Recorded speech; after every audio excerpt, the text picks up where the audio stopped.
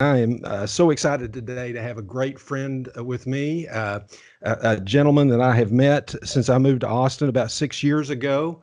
A guy that I've had an opportunity to have both a personal and professional relationship, and in fact, a guy that I've got to know his son Ben very well. And if you've listened to this podcast, you will recall that Ben was the very first guest I had. He was the guinea pig, if you will, of this podcast, Shifting the Law. And so I'm Dennis. I'm so thankful and appreciate the time that you're spending with us today. Welcome to Shifting the Law. Thank you, Johnny. It's great to be here. You're a great friend, and I'm happy to spend some time with you today. Well, thank you for that. And I will say that there have been a couple of times I've actually met Dennis for advice, for business advice, and so I love the fact that that you have decided to join us. Dennis, I'm going to let you introduce yourself, frankly, because I think I know a lot about you, but first of all, I'd prefer you just to introduce yourself personally, and then we'll talk about professionally after that. But tell me who Dennis Broughton is, or tell our listener who Dennis Broughton is personally. Well, I grew up in Texas, and I went to the University of Texas, got a chemical engineering degree, and I met my wife to be at the University of Texas on my first blind date ever. We married. We've been married for 49 years, and we have 3 children. You mentioned one of them, Benjamin. He's our middle child. We have an older son named Tyler and a younger daughter named Catherine. They're all married. They all have at least one kid. So we've got 5 grandchildren amongst them. And wow. So it's been a wonderful life. I'm a very blessed man. Faith is very important to our family. And, I think probably even more so in the last decade or, 2 decades. We've always been in churches, but I think we've really learned a lot about how to walk our faith out in our everyday life over the last 2 decades. And I would give my daughter, actually, Catherine, a lot of credit for that. She's really been a strong influencer in our relationship and our family. And I think both of her brothers and her mother and I all would say that she's been a strong factor in us becoming more serious about our faith. Well, that's wonderful, Dennis. And you say within the last 20 years, is there, and I don't want to get too personal and don't share what you don't want to share, but was there something that happened, or is it just the maturing process, if you will? Well, I think it was some of both, but I think my daughter went away to school. She went away to the University of she went away to Texas A&M University, and she really caught on fire for the Lord there, and became much more evangelical, much more Bible based, much more the faith became much more central to her life. And we, like I said, we were members of churches wherever we lived. We moved around a fair amount, but I think just watching her and talking with her really deepened my faith, my understanding of what it meant to be a Christian. Frankly, Ben did too. He lived at home for a while. He got in a situation where he lived in a garage apartment that we have, and he and I used to stand out on the deck and argue for hours. and he caught on. His sister really got him on fire for the Lord. And I can remember Ben saying, "Dad, I know you're a Christian, but it's got to look like something. If you're a Christian, it ought to look like something. It ought to be something different." And I thought that I had made that clear. And people that I worked around in the early part of my career all knew me as a man of faith. When it came time to get a prayer, they were going to go to Dennis. I prayed at events. I prayed at the opening of a clubhouse. I just found that it could mean a lot more. It really, my children helped me understand. Now my oldest son is a deacon in the church. Benjamin is a great man of faith, and Catherine is really too. And she's got a little girl now, and she's reading her books about Jesus. She's only 14 months old, but she's starting them out right. That's great, Dennis. Well, as I said, I've got to know Ben. In fact, I think I met Ben before I met you, Ben is just a guy that is just solid. He's a lot younger than me, but in a lot of ways, a lot wiser than me. Let's talk about, before we move personally, you've talked about your faith. What other important traits, well, let me ask it differently. What traits do you think are important for those of us who are in the business world? Um, in addition to perhaps, certainly you would say faith. What else? Well, if I'm thinking about traits, I probably substitute instead of faith, I probably would substitute righteousness, doing the right thing, being on the right Right. side of issues, doing right by people. Um, and, the question of leadership is one that I faced a lot professionally and both personally and as a coach and mentor to others. And I've come to believe actually that a key aspect of leadership is trust. And I never have been a fan of saying to people who work for me, trust me, Uh-huh. because actually, my kids will tell you I'm a person who says, trust is something that's earned. Right. And so I started thinking about this, quite some time ago and decided that part of being trustworthy is being predictable. Like people trust people that they know pretty much how that person is going to respond to a certain situation, to a Uh-huh. certain dilemma, even respond to them. Right. And I think in the greatest sense of the word trust, in the most positive sense of the word trust, it's trust that they're going to do right by me, trust that they're going to do the right thing. And so actually I'm a pretty big proponent of leaders taking the time to write out the principles that they are going to abide by Huh. in leading an organization. And Wow. um, the I think that once you sit down and articulate a pretty comprehensive set of principles and you make it clear that you're going to hold yourself accountable to those and you want others to hold you accountable. Now, I also absolutely believe that you should hold everyone accountable to that same set of principles once they're Right. developed, Right. because Right. that is what creates the culture of the organization. But once you've done that, people can make their own judgment. Is he really living by these principles? Does he Right. do the right thing? Does he care about people? Does he encourage creativity? I'm thinking of some of the principles that I have included in sets of principles that I've done. And so, I think that to the extent that I live by the principles that I articulate and that I say that I value, then people can trust me at one level. They can trust me to do what I said I'm going to do. Right now, that's not Right. always the same as liking what I do, right? Yes. But they can trust that they kind of know where I'm coming from, and they know it makes me somewhat predictable, right? Not 100%. I'm sure I surprise people even close to me at times.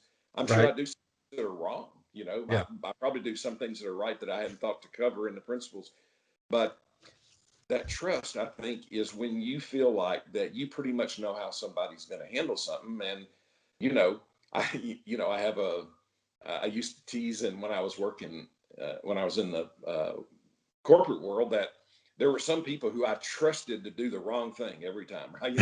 I learned they're very predictable, right? You give them a Right. dilemma, they're going to Right. manage to find a wrong answer. And they'd say, that's not what trust means. And I'd say, well, it's not what it means to you, maybe, but I think of trust as that nature of being confident that you know what they're going to do. And so, back to your question, I think what a leader needs to think about is, can you really lead an organization in the absence of trust? And if your answer to that is probably not, then I think you need to be very deliberate about stating what you're willing to be held accountable to in terms of actions and behaviors. And I would then suggest, and have suggested to many business leaders, I don't want to see a principle about trust. What I want to see is you live by the other principles, and I guarantee you trust will follow. You know, Interesting. I love that. And, I've never thought of trust both in a positive sense and a negative sense. It's one of those terms that is typically always thought of in a positive sense, but you're right. That's a very persuasive and thoughtful answer. Let's move to your professional life. Tell me about what you've done professionally, Dennis. I know you're retired somewhat, although you're the senior, the management executive at Life Austin Church, which is a busy position. But tell me about your professional career. Okay. I think I mentioned I graduated from UT with a chemical engineering degree. And so I came out of college and I went to work for a company named DuPont. I actually went to work at a plant in Victoria, Texas as a process engineer. And I spent 31 years with that company. I did a number of roles: engineering, HR, sales, marketing, environmental consultant, technical research director, just a number of different roles. Towards the end of my career, I actually went back to the Victoria plant and was the plant manager there for a while. And then at the very end of my career with DuPont, I was kind of out of ideas about how to improve things. If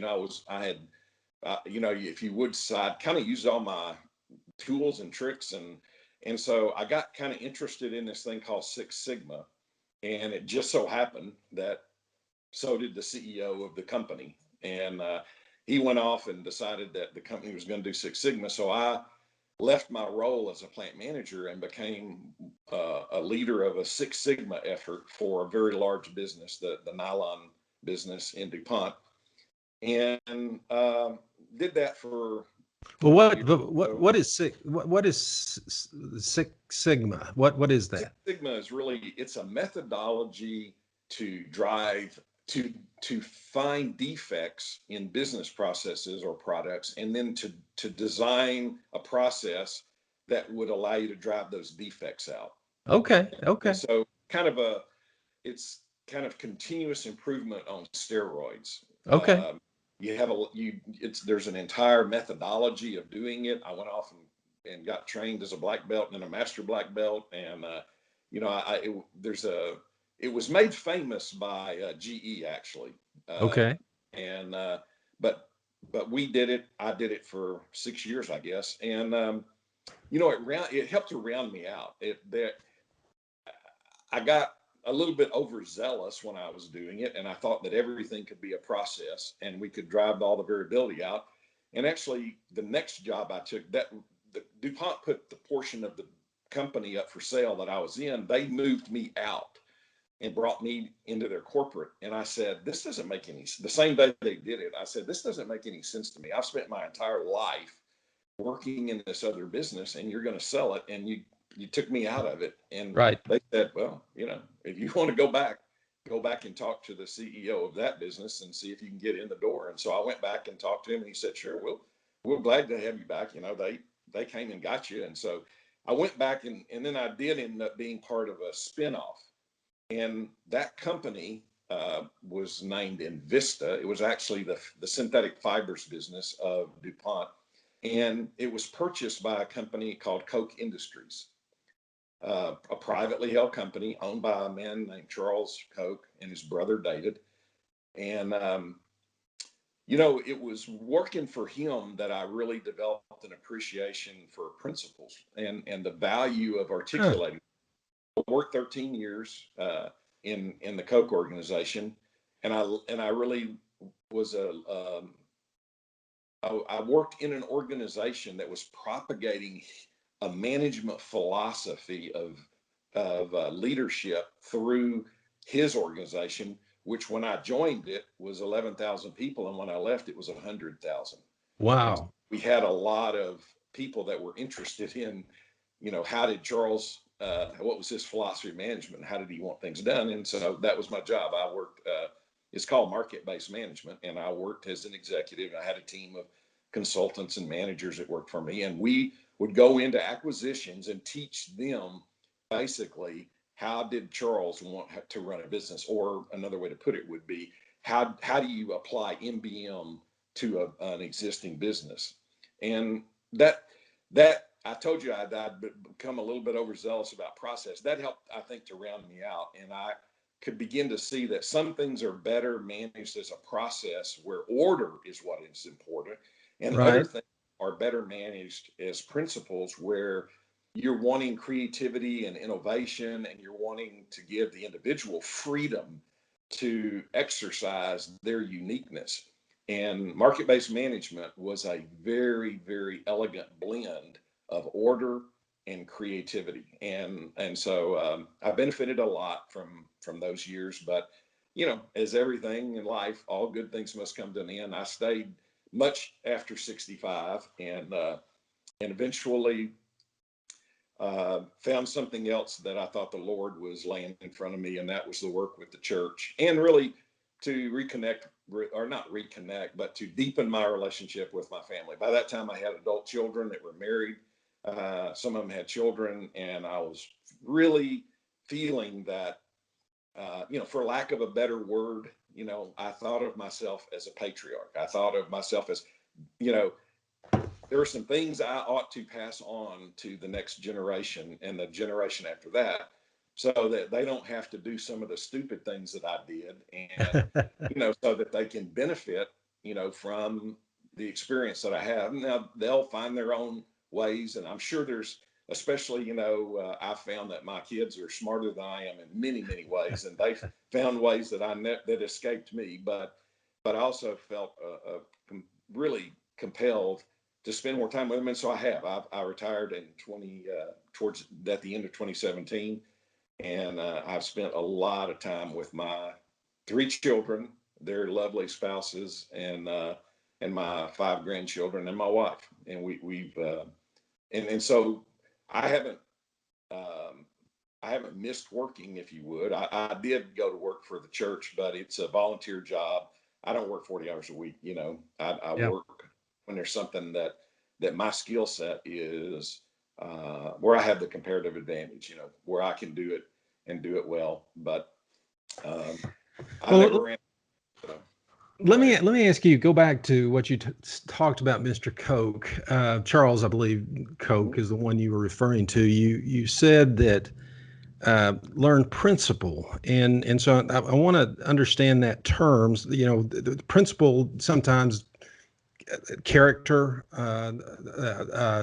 correctness, righteousness, as you said. When you use the term principle with regard to Mr. Koch, is that what you're saying, or are you saying a different methodology, or both? I think it's kind of a blend of those two. First of all, I would typically use it in the plural, principles, Okay. and say that when I think of articulating principles, I think that it's articulating those things that we highly value, and explaining what our point of view about those things are, and developing kind of a commitment that that's what we are going to actively strive for. So, like over time, I've talked to my family a lot about this. We actually, there's a set of that we call the Broughton family values, just because I didn't want to usurp the word. Charles calls his the MBM guiding principles, and they're very good. But I developed with my wife and with my children a set of Broughton family values, and they're published, and each of our kiddos has a copy of them, and they articulate things, about kind of what does the Broughton family really value, a relationship with Jesus, and striving to be honest both intellectually and interpersonally, and how do we view creativity. And so I would say that when I use the word principles, it's kind of an articulation of the things that an organization really, really values and wants to hold up, and have everybody in the organization embrace these things and work actively towards making the culture defined by these set of principles. And so, I'm if there's some people have hobbies, I like to hunt and ranch, but if I had a professional hobby, it's studying culture, studying people, and understanding why people do what they do.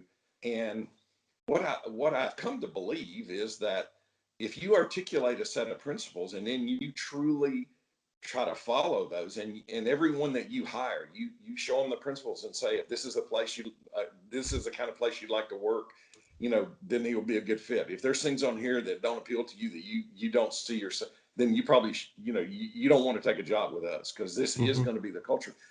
And it won't be that way perfectly, but over time, the culture of that organization will begin to reflect that set of principles. And, we see this in our lives all the time. Churches bother to specify what their theology is, and governments, we're seeing right now in our nation, right, quite a struggle over what are the American values, right? Right. Well, right. If you go back 30 years ago, I'm not saying, I don't want to get into the argument or the debate about what was right, but if you go back 30 years ago, there was more of a consensus view of what American values were, right? And Right. and you could see how those values had informed and shaped the society called America, right? Home ownership, Right. right? And so, so that's what I mean when I say principles.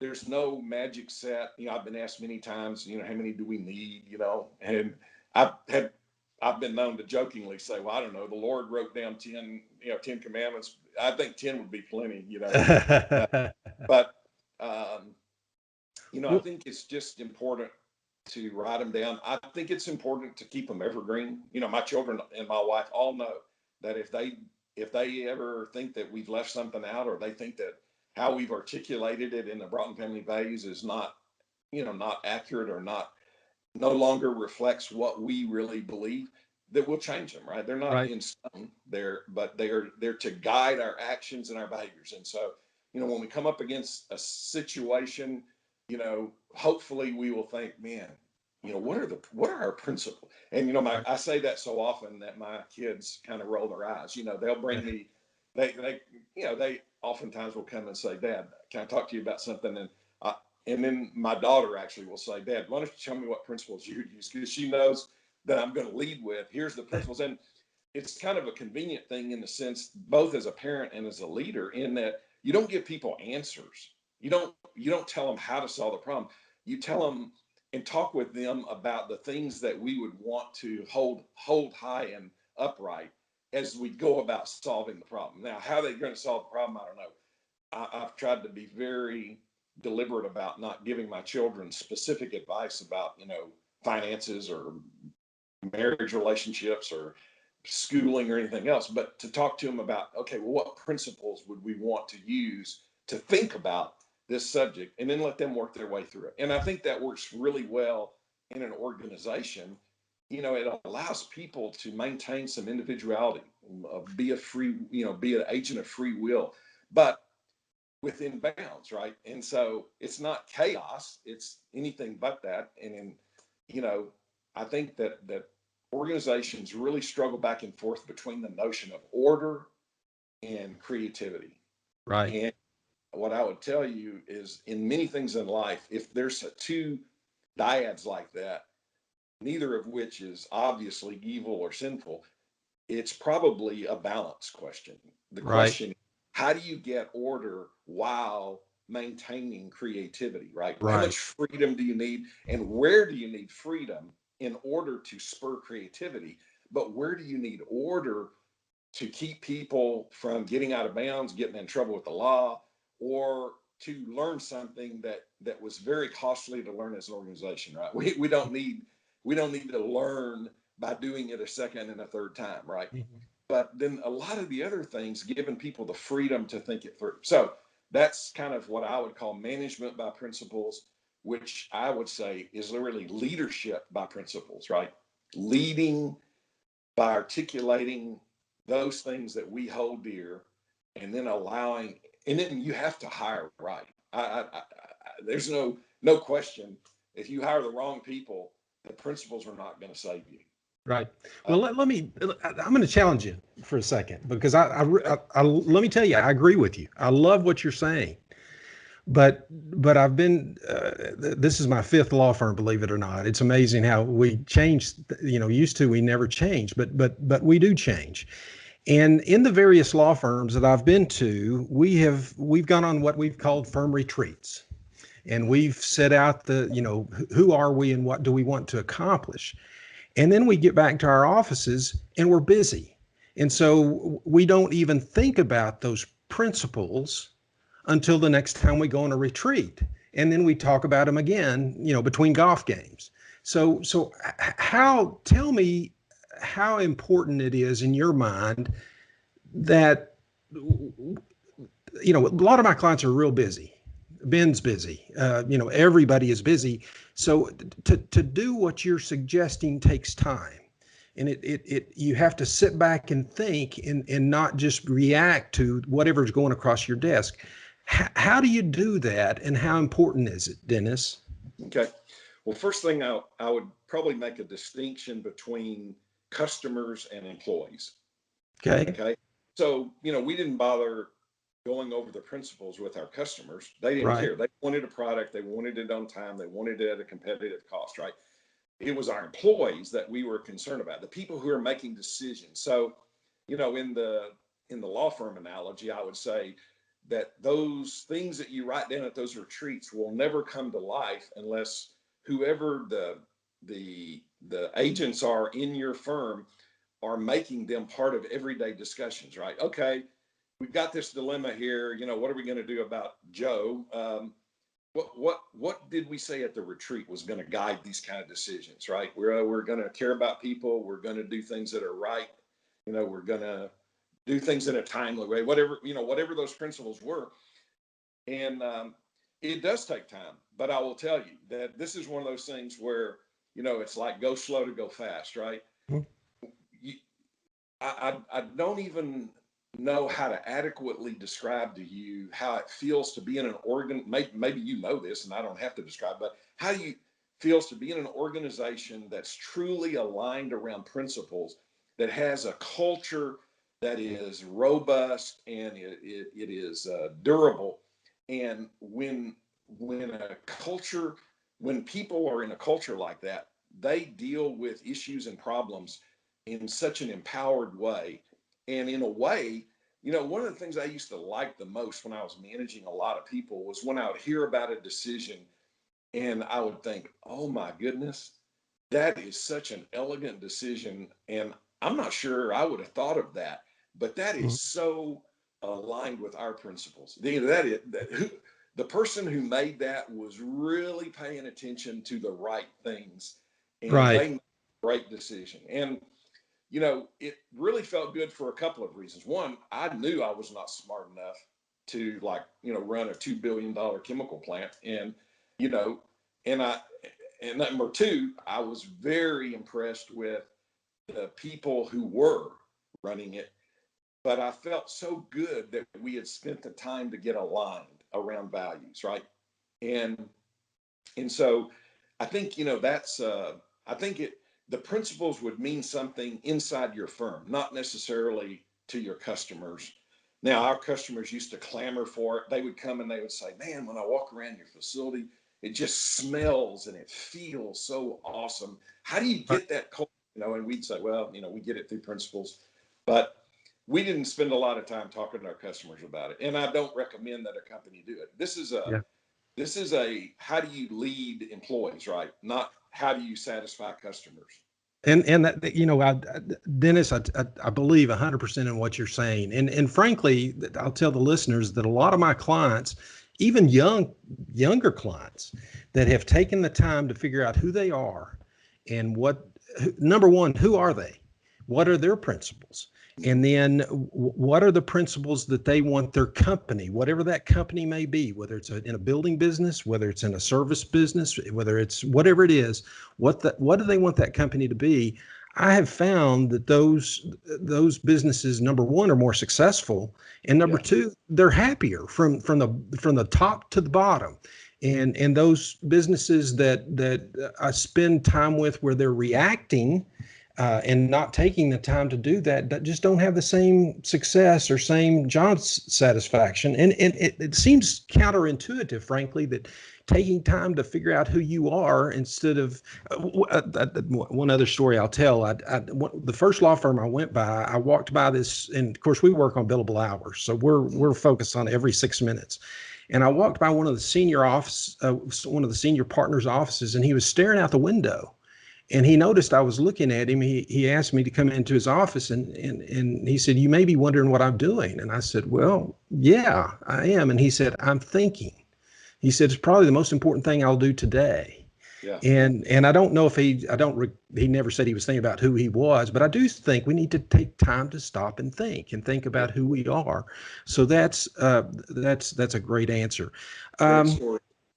Tell me about the importance of relationships within a corporate environment. I'm assuming that a lot of my listeners are people who maybe they're the leaders, or maybe they're in the middle, or maybe they're just starting.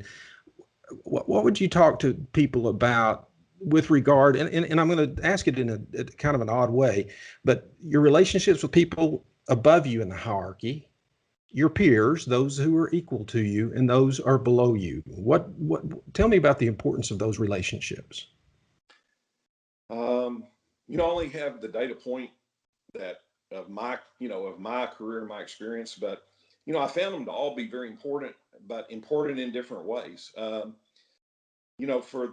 the people who I worked for, the people above me, what I wanted was them, and I think what over time probably worked okay for me, was for them to understand that I was very seriously intent on understanding who they are and what they wanted to happen. What was a win to them in the company, Mm-hmm. and that they could count on me really striving to understand that and then align with that.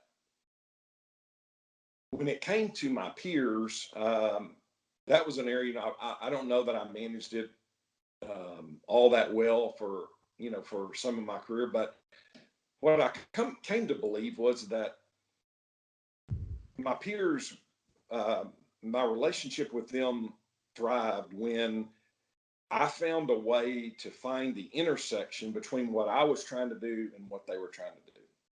They had certain constraints.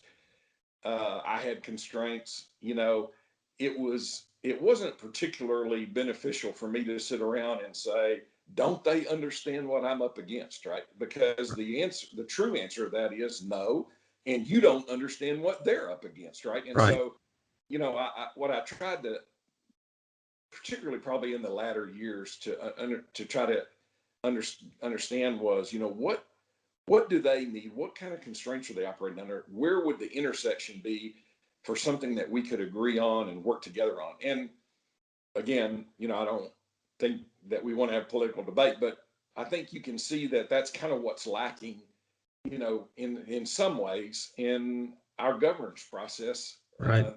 Is we're not finding very much to work on in common, and so we tend to get into some pretty non-beneficial relationships, and then that can happen in a company, right? When Right. sales and operations, when sales believes that they got no overlap with operations, they're about making the customer happy, and operations doesn't care, and operations believes that the salespeople are nuts because all they want to do is give the customer everything that they're asking for, no matter if it's impossible to make it.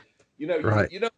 You really don't get very far. And so actually I wasn't smart enough to, I wasn't born knowing all this stuff. God gave me the opportunity to be a salesman for a long time. And then he gave me an opportunity to be in operations. And, I had to be reflective and think, man, I was in sales, and not all salesmen are idiots. I don't Right. care what buddies in operations think, right? Or Right.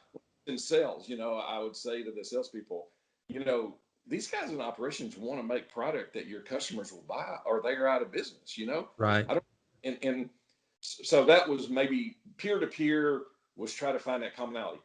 When it came to the people who worked for me, what I found was the challenge was for me not to substitute my thoughts and my whatever amount of knowledge and intelligence I might have for everyone else's. I Right. didn't, I really, and I have to give my wife credit. She really helped me with, I would teach, we didn't use this term back then, but, she helped me understand that I was not the smartest guy in the room, right? And that all of us together are a lot smarter than any one of us. And so, what I really went on a journey of was to try to figure out, how do I bring what I have?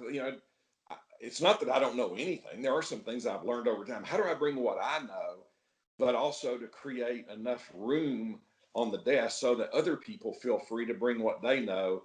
And then we get all of that as a pool of shared knowledge. And then from that, we can design what we think is a solution. And it was very, very reinforcing for me to go to work for Charles Koch, because that's a man who absolutely lives that particular concept. I don't know where he learned it. I don't know if he was born knowing that, but I will tell you that he has created a company that relies on people challenging and bringing new information and participating and contributing to the outcomes, regardless of what role you're in. Right.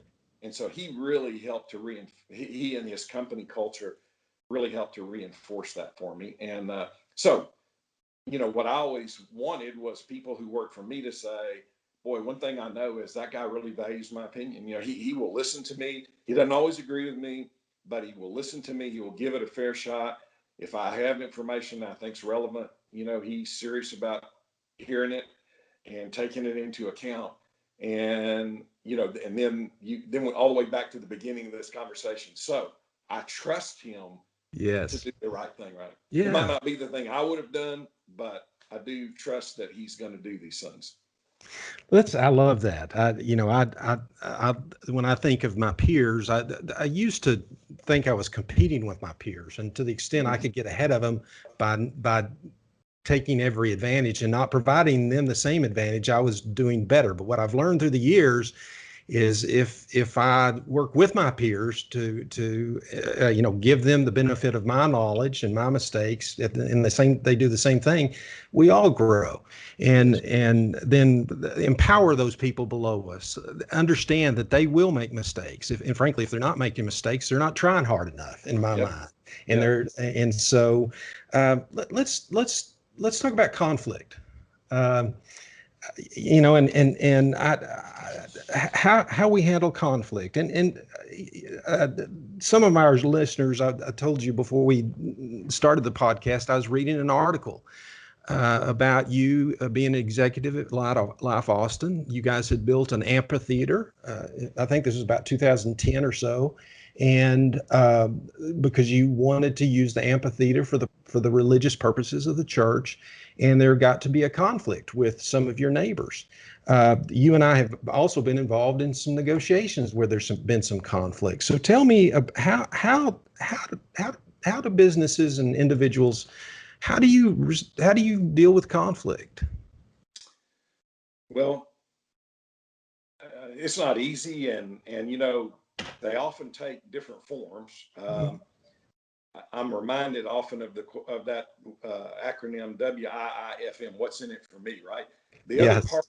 is usually going through some kind of calculus or some kind of algorithm, that there's something that they really value. And the easiest kind of conflicts to reconcile are when you can determine what it is that they value, and it doesn't really prevent you from getting what you value. And so you can find an elegant solution, or I call it a reconcile, right? Because you got these two opposing forces. What you really need is not for one or the other to win. You need something that will elevate the thinking, and both parties can see how this serves their best interest, right? It may not Mhm. be exactly what they wanted, but it does serve their interest. The hardest kind I find are when it's truly a values problem, right? Right. And the two that you mentioned actually turn out to be kind of illustrative of that. I think the negotiation that we were involved in, both parties were willing to consider, a solution. One party needed certain kinds of government concessions, and the other party thought that they should get them, but they couldn't get them, and so we came to a reconcile that said, okay, this deal is probably not going to get done. But the reality is that organization that I represented and the organization on the other side of the table still are very close together. Right. We're likely to end up doing other deals, right? Yeah. And Yeah. they believe that we were looking out for our interests, which is what is necessary, and they were looking out for their interests. But each party was willing to acknowledge that the other party had interests to serve, right, and values to uphold. Now, in the other situation, I think what we unfortunately got hung in was we were a religious organization that built an amphitheater for worship purposes. And I think what we had was some adversaries who were hostile to religion. Mm-hmm. And so really there was, it was just very difficult to find middle ground, because as they were quoted in the newspaper saying, their goal was to get it bulldozed down. Mm-hmm. And, that didn't leave a whole lot of room to look for common ground. Right. Mm-hmm. And so, it got to be a very litigious process, and it got to a negotiated settlement, I would say. It didn't get to reconcile. I don't think they were happy with, I don't think they were particularly happy with what they got. I will say I'm not happy with what we ended up with, but, it did look like it was the only way forward. And so I think that in conflict, one of the things I try to understand is what's driving the other party. Mm-hmm. Do we have a values misalignment here? Is this something that, just is a values issue? Or is this a matter of, with the way that we have framed it, the way that both parties have framed it, there's no common interest. There's nothing that would bring us together. I don't want to call it a middle ground, because I'm actually not a real big fan of compromise. I'm a big fan of finding consensus solutions that allow both people to feel like that they can move forward and get the benefit of this situation, right? And so if it's the latter, if it is a issue of interest, self-interest, then I think the solution really is creativity. And usually what I would do is try to get the most creative people I can find and get them in a room and start laying out, okay, look, here's the non-negotiables. Okay. And here's the things that we don't agree on right now, but maybe we could. And let's find some common ground, and let's find some things to propose back to them that shows that we're honoring what they want. And maybe that will spur some creativity on their part. If it's a values conflict, this may not be real popular sound podcast, but the reality is, I think that ultimately we have to fight for what we value. I'm pretty strong believer in Jesus Christ and the Christian faith, and I'm not going to compromise, and I'm not going to reach some consensus solution that I can't really worship Jesus anymore because some people have a problem with that. So, in those cases, as I told, a pastor, don't hire the State Department, hire the Defense Department, right? If you've got to fight a battle of values, you got to win. I mean, I hate to think that we might lose some of these values arguments in the U.S., but we've got to win. And so I don't have any great advice for how to win, but I would take a different approach. Again, I love your answer, Dennis, because what I've found, even in my day-to-day contractual negotiations, as I've gotten older as an attorney, let me start. As a young attorney, it was always winning. I wanted to win this. Here's a point. I want to win this point. Here's a point. I want to win this point. And I love what you said about the first transaction you talked about.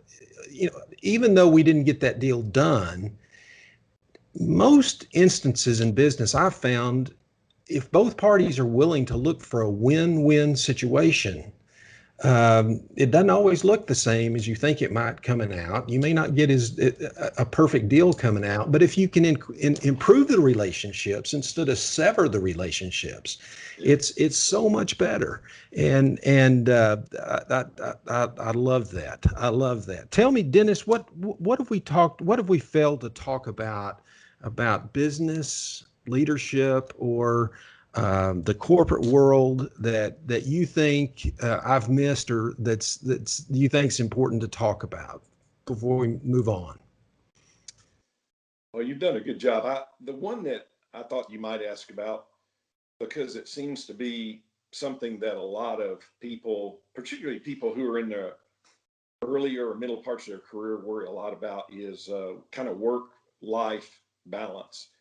Um, Yes. I, I would have to add to that work-life faith balance. I think that, and I would see faith as kind of the overarching guidance of that, right? Everything about my work and everything about my family life should really be informed by what I say I believe, and what I'm going to believe and practice in my faith. But this work life balance. So first, I would say it, to your listeners is, if you're worrying about work life balance, work on your faith. Work on your faith, and that'll help to clarify um, some of the decisions that you'll have to make in your work life and in your family life. Secondly, I'm a big believer and have actually taught seminars on the fact that our work matters to God. I think we were created to produce and create value, and I think He's gifted us all in different ways. And so I am a believer that what I did for 40, 44 years mattered, and it mattered to God. And I think that we're either doing righteous things and we're helping to rebuild the kingdom of the Lord, or we're doing unrighteous things and we're going to be held to account for them. But either way, it matters. It matters to the Lord what we're doing. Um, I certainly believe in my family life that relationships are hugely important. I felt a very strong conviction about my responsibility to my spouse, um, and my children, and now my grandchildren. And you know, I didn't find those things incredibly difficult to manage. There were Right. times my job was very, very stressful, and I had to put in the hours that it took. I had a wife that was filled with grace, and understood what I was doing to use the gifts that God had given me and to support our family. There were times when things weren't so hectic at work, and I would leave at 3 o'clock in the afternoon to watch my children play basketball, even though, Right. you know, I wasn't supposed to be off till whatever 4:45. I, I don't. I never recall a vacation that I didn't answer the phone and do email. But I Mhm. also, recently one of my kids said, "I don't know how Dad did it. He was at every event that I was ever in," and my wife looked at me like, "Are you kidding me?" But it was good to know that they don't have a perfect memory. I think that what that was probably more of a testimony about was, I think I mattered to my dad, not Yeah. not that they kept score, and because I didn't make every event that they were in. It just wasn't possible. First of all, I traveled a lot and I was out of town. But Right. so I think that work family life is a hot topic. And what I would say is, don't be tormented by this stuff. Take care of work and take care of your family. Do it to the best of your ability on both.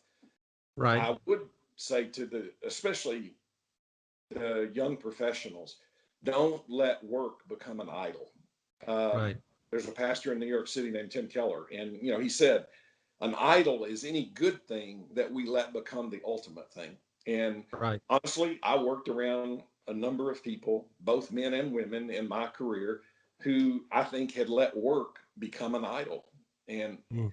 and maybe, I never was sure. For some it was work, for some it was the status and the recognition that they got from work, for some it was the money and the promotions. Different people focus on different aspects of that, but the way it manifests itself is that that they make work the most important thing in their life all of the time. Right. And what I believe was there were some times when work was the most important thing that I had to do right now, but I Right. tried to make sure that it was not all of the time. I love that because we tend to think that if we ever make work the most important thing, we're doing the wrong thing. But there are times when you got to make work the most important thing.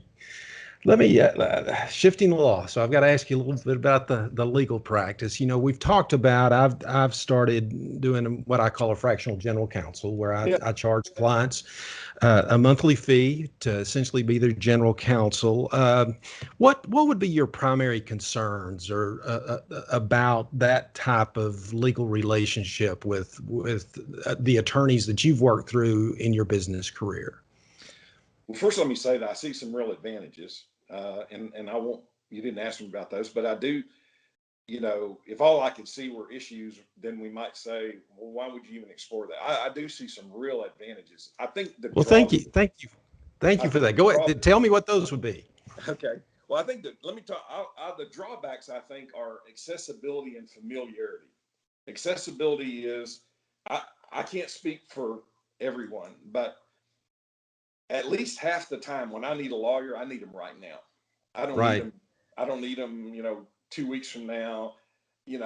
I've run up against a problem, or a problem has come and found me, or whatever, and right, so accessibility, might be a question. If I'm in a company and I've got a general counsel on my payroll, and I'm the president or CEO, I can make them accessible because I can set their agenda. This is the most right, important thing for you to do right now, Billy.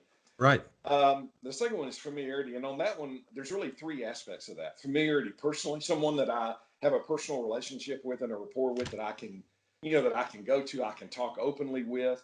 Uh, the other one would be familiarity with our business. What are the issues that our business is likely to deal with? What are the constraints that we have to live within? And then the third one would be what I would call industry or marketplace, right? Um, Getting advice to do something that's going to put me, in a very disadvantageous way with regard to the marketplace. I would want the attorney to anticipate, okay, I know that this is going to have that effect, but here's how we're going to overcome that, right? So, right. so familiarity with me, familiarity with my Yeah, business, and familiarity with the marketplace love and that. the industry that I serve, right? And Great points. so I don't, I'm not saying that these are not solvable, but as a fractional general counsel, I would say, boy, when I hired one, I would want to believe that somehow or another, we're going to be able to overcome these concerns to get the benefits that I would see. Exactly. I think those are great points. Tell me the advantages. I think the number one advantage from my perspective is that the law has become very complex and very specialized. And I don't think, in my early part of my career, I thought I needed a lawyer. Towards the end of my career, I find myself saying, "Oh, I need a transactional attorney. Oh, I need a litigator. Oh, I need a right." Whatever my problem is, there usually is a branch of law that has specialized. It's kind of like, I don't need a doctor. I need a surgeon, right? I don't Right, need a doctor. right, Yeah. right. And so, I think that one of the advantages is that a small company that's struggling to justify hiring a general counsel, there's no way that they're going to be able to hire a litigator, transactional attorney, just on and on, all the specialties that would be needed. And so one of the advantages that I see is that a general counsel who is experienced, um, across and or at least knowledgeable about who to go to get certain kinds of help, right? I need to litigate Mhm. this. Okay. Well, I want a fractional counsel that knows litigators, or Right, knows how to evaluate litigators, or is a litigator. I don't, but I want a right. litigator that knows their stuff. And then the next time I come to them, see, I'm thinking about acquiring a company, and now I need a transactional attorney. And I mean, a litigator is great if I'm going to court, but if I'm going to buy somebody, I don't necessarily want a litigator. I don't necessarily want that, that particular sentiment, coming out, right? This is that they want to win, right? And when I'm looking to buy a company, I'm wanting to find something that works for both of us. And so one of the big advantages is being able to assemble a team that has a comparative advantage in what I really need. And Mm-hmm. if I don't have these people on payroll, then I'm much more likely that somebody will be open-minded enough to go hire the talent I need instead of, man, I can't go hire that because they're sitting down the hall. I've got one of those down the hall, right? He ain't very good, Right. but or a general counsel who feels I'm general counsel. I have to be able to do all of this, right? Right. I can't go recommend we hire a litigator. They think that's why they hired me. I can't. And so I'm a pretty big fan of comparative advantage. I want the right person with the right skills and the right knowledge working on the right problem. And honestly, one of the things Six Sigma taught me is how often we identify the problem wrong, and therefore we're working on the wrong thing, right? If we would restate it and have a much more thoughtful analysis of what the problem is, then we would be able to attack a solution. And I find that many times comes with these specialties is they've seen such a broad range of things that, oh, no, that's not the problem you have. Let me tell you what the problem Right. you have. Right. And so Right. that's one big advantage. I think, I think you just experience, there's a lot about the legal practice and the law system and whatever courts and everything else that's not intuitive, at least not to a chemical engineer. And Right. having somebody who could help me see that and navigate that and understand, what's going to be important and what's not. I still remember we had we used to use a lot of outside counsel, and Mm-hmm.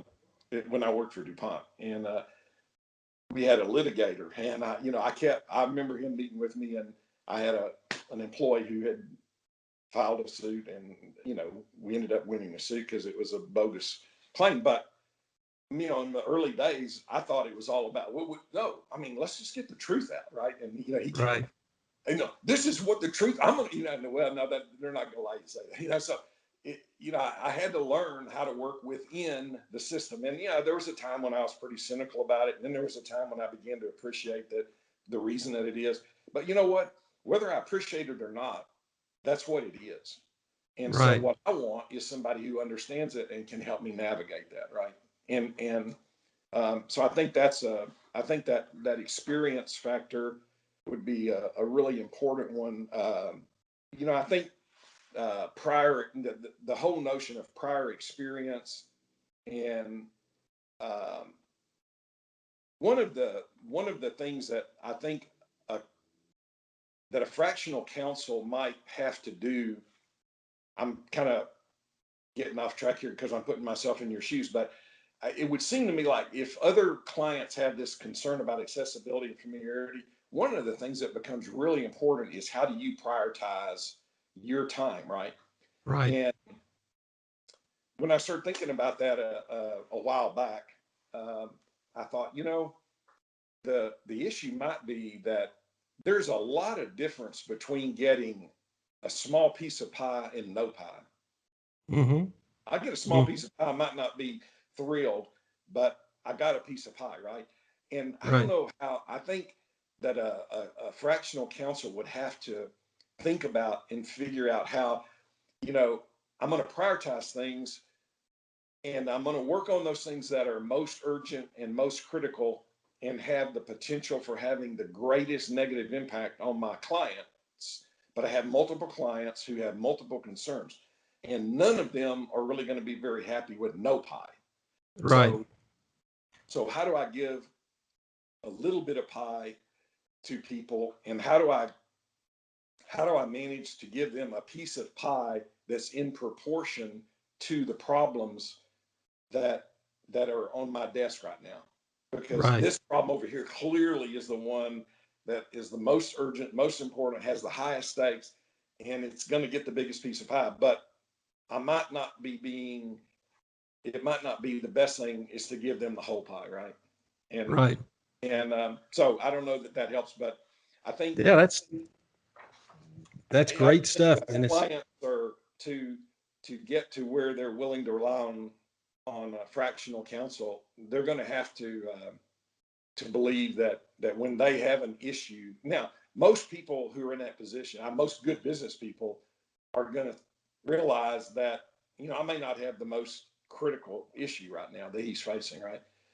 The other thing I might say is, if I was a fractional counsel, I'd be wary about doing business with somebody where it's all or nothing, right? I mean, where their issue is always the biggest issue in the world, and their problem is always the biggest problem, and because they're probably not going to be happy. Sooner or later, right. you're going to have to prioritize, Right.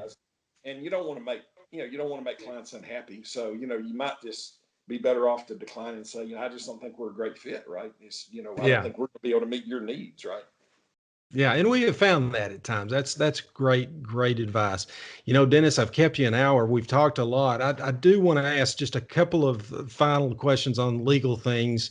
What do you consider the top 3 qualities an attorney needs to effectively partner with his or her business clients? Okay. I think I can answer that from personal experience. I'd say the first one is be open to challenge. Lawyers are smart. They've received a lot of education, in the law and they have a lot of experience in how to navigate the legal system. But some of their clients have good ideas from time to time. Right. So I would say Right. be open to challenge, listen to your clients, be careful about being dismissive of their ideas. Number 2, I think, would be work on that business perspective.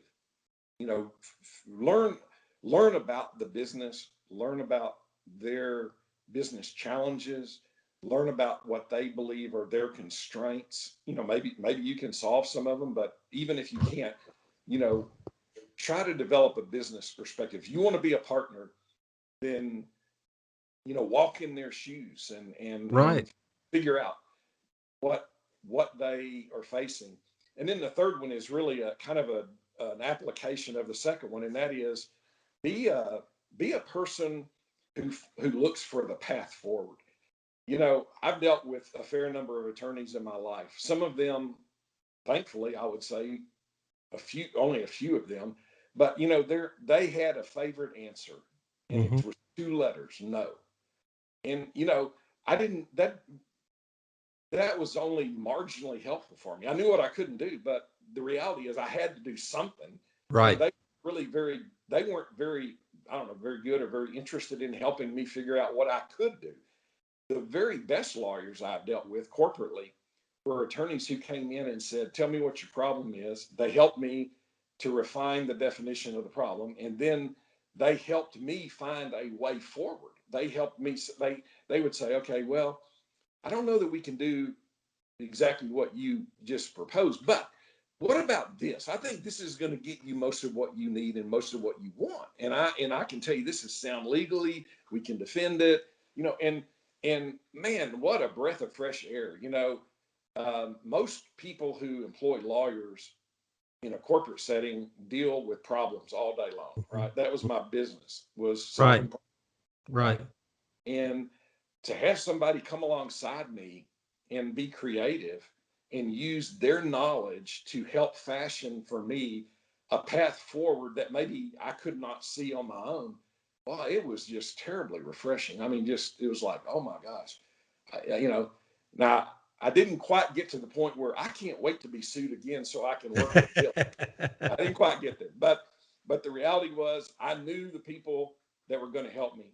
And they're the people that anytime I had an opportunity to choose an attorney, I chose the one who I thought was going to get in my shoes and help me find a solution rather than tell me all the things I couldn't do.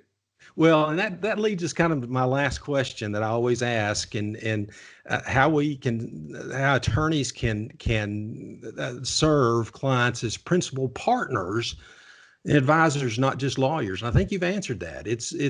We recognize that businesses who need attorneys They've had great success because of their business acumen. So they don't need attorneys second guessing their business decisions. They may just need the counsel may be very narrowed. So how would you suggest that attorneys? What's the thought process we need to use to think about being a principal partner, an advisor, and not just a no attorney, if you will?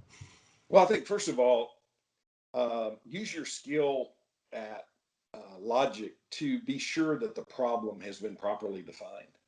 And it's kind of a shame to say, but honestly, my experience in Six Sigma told me that a lot of time is spent in businesses working on things that are not really the problem; they're symptoms. Right. The second thing is that um, so once you've identified the problem, then I think sit back and think about, you know, do I have the knowledge and the skills to to effectively partner with this client if this is the problem that they're dealing with, right? So Right. Get the right knowledge and skills at the table. And I I do think that you're right. That it's probably not helpful for a lawyer to second guess everything about a business. But I would say also that I think you'll find that the really good business leaders are open to challenge. They want, if you have an idea that, maybe I'm not doing the best job I could at product design, then I want to hear it. I might not agree with you. I might not take that advice, but I don't think it's out of bounds. Now, if you want to tell me that the solution to my problem is to quit making products, right? That's not Mm-hmm. very helpful because, I got here making products. We got to figure out a way to handle this risk, right? But I think that a good business leader is open to challenge. One of the principles that I included in the Broughton family values was, be open to challenge, but be discerning about what you allow to inform your decisions, right? Mm-hmm. So I love to hear different points of view. I'm not concerned. I'm not threatened. I'm not. That's not just disabling to me. But I'm also, at the end of the day, I'm gonna make a decision that I think's the right one. And honestly, I don't lose sleep over that. I didn't take some people's advice, right? I mean, it's this. Right. If you have a really open environment, and I'm gonna get 10 people in a room, I'm gonna get 12 opinions. Only one of them's Right. gonna right, and only one of them's gonna be what I do. So there's gonna be 9 people upset, or maybe 10 because the idea might have been mine. I'm okay with that. Um, but not creating an environment where people can speak openly, that is, doesn't seem to me to be a very healthy organization. And so as an attorney, I would look for clients who wanted to hear from me, and they didn't call me and say, okay, now I'm hiring you, but all I want you to talk about, the only thing I'm interested in hearing from you about is this. You can probably solve their problem, but that's probably not going to be the healthiest culture and the healthiest Right. business part, because they probably approach their direct reports the same way. Yeah. And Yeah. one of the things I've always thought was, lawyers are pretty smart. Dumb people don't tend to get through law school, and so I'm always interested in what smart people think about a situation, whether I agree with them or not. I'm interested in hearing their perspective, and so I think attorneys should go in with a belief that, hey, I have a lot to contribute in the area of legal advice and law, and I might have some thoughts that they could benefit from elsewise, but I'm going to throw them out there, and then I'm not going to get, my feelings hurt if they don't take my advice, right? It's Right. a two-way street. If you're in an organization that encourages challenge, you have to learn how to challenge ideas, not people, and you have to learn how to not take everything personally, right? Oh, they didn't use my idea, so they don't like me, so they're bad people. Well, Dennis Broughton, listeners, you guys know why this is my go-to guy on leadership principles, operating businesses, challenging thoughts, advice, even on how to become an attorney and how to improve as an attorney. And Dennis, I appreciate so much you taking an hour of your time to be on Shifting the Law and to teach us what you've learned through the years. Johnny, it was my pleasure. I hope if there was one thing I said that helps one person, it would be good. So thank you. I look forward to seeing you soon. Thank you so much, Dennis.